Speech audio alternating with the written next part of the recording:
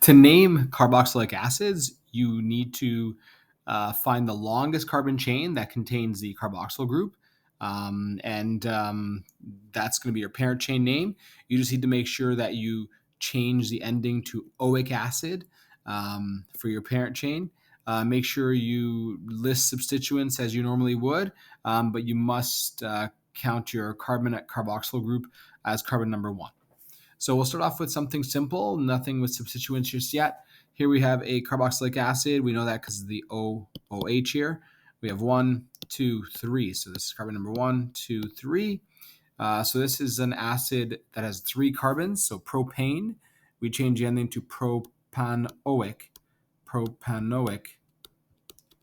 and then acid. All right, once again, we have another carboxylic acid, as you can tell from here. Notice we have some substituents here. We have the hydroxyl substituents. We know they're substituents because they're lower priority than the carboxylic acids. Starting our count from here, we have 1, 2, 3, 4, 5 carbons.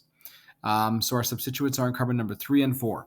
So we have 3, 4 dihydroxy,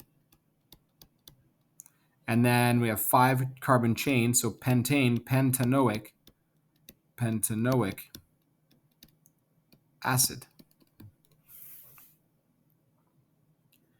All right, 3,5-dimethyl-heptanoic acid. So I'm going to do both the bond line diagram and the structural formula just to show you what it looks like. Let's start with the structural formula that's expanded here a bit.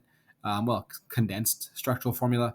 Let's do heptanoic acid first. So 7 carbons in that. So 1, 2, 3, 4, 5, 6, 7. Well, it doesn't really matter where you put the double bond OH. You can put it on the end to the right or to the left as long as it's on one of the ends. C double bond O, OH. And so this is our carbon number 1, 2, 3, 4, 5, 6, 7. And so on carbon number 3, we have a methyl group, CH3. On carbon number 5, we have a methyl group, CH3.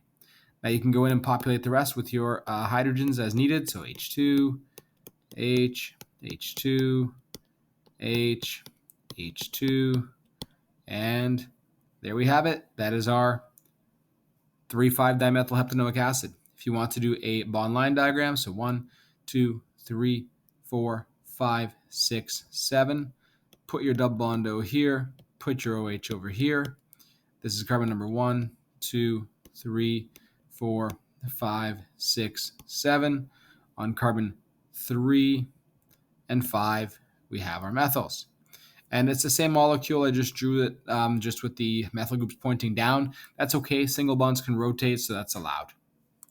All right. You can try to name this one here. Notice we have a carboxylic acid functional group, a carboxyl group connected to a benzene. So change the ending of benzene to benzoic acid. Benzoic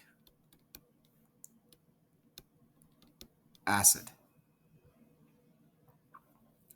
So now that you know that this is benzoic acid, you can draw the molecule below. 5-hydroxy, 2, 3, 4, trimethyl benzoic acid. Okay, so our parent chain is a benzoic acid chain, so we'll go ahead and do that. We'll make our benzene. We'll make a carbon here, an OH there. This has to be our carbon number 1. So now we have to add the 2, 3, 4 trimethyl. So 2, 3, 4, 5,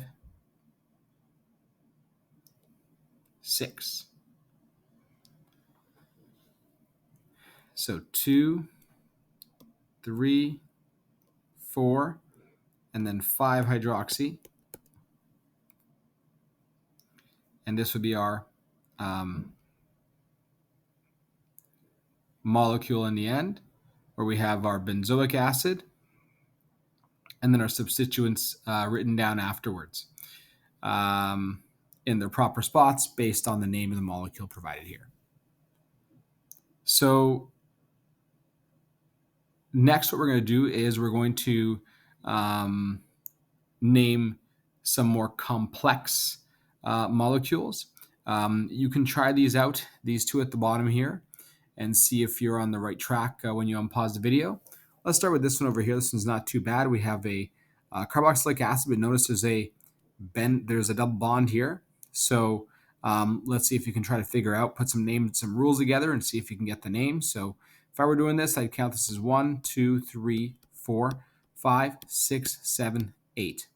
So we have an oct. At carbon number 4, there is a double bond, oct 4, enoic acid. Notice how the same rules are followed, except the ending has to be an oic acid ending because our molecule overall is a carboxylic acid. Okay, so we can try this next one over here. We have another carboxylic acid, carbon number 1, 2, 3, 4, 5. This is interesting. Here we have a little ketone group. And it's not a ketone with carboxylic acid. So when your ketone group is a functional group, we call it oxo. So we have an oxo group there, which is kind of interesting. So let's see how would we approach this. We have a 5-carbon chain with a bunch of substituents here. So on carbon number 2, we have an ethyl. So we have a 3-ethyl. We have a, nope, that's a 2-ethyl, sorry, 2-ethyl. Then 3-oxo. Then we have a pent 4-enoic acid.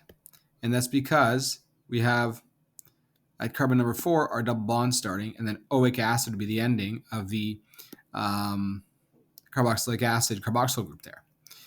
So we list our substituents. We wrote down our parent chain name with our double bond in it, and that's how you name that molecule. There'll be more examples of more complex naming like this later on. For now, you should understand, if I gave you this name, how to explain all the different parts of the name using the molecule.